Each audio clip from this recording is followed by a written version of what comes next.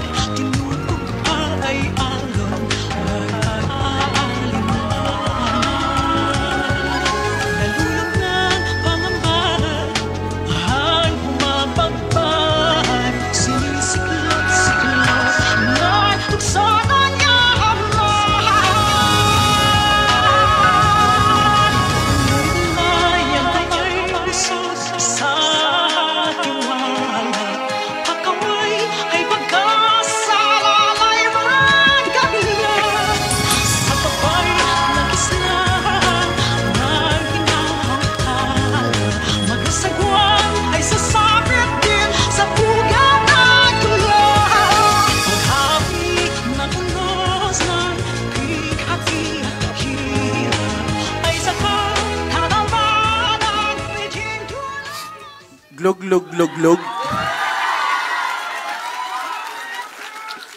Ibig sabihin nun po, magandang gabi sa inyong lahat.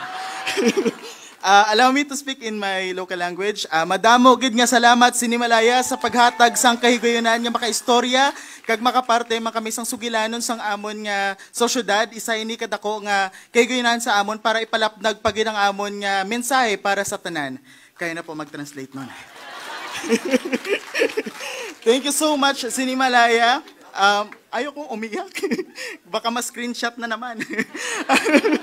Pero, yeah, I want to get myself out of this picture kasi gusto kong pasalamatan yung community, yung Ilonggo filmmakers na kasama ko.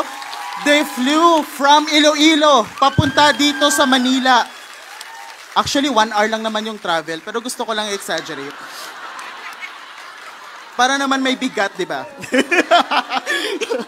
We waited for 7 years since we started, or we aimed and we dreamed to make a film since 2019, and now we are living our dreams. Nanay, may TV ka na, Charit.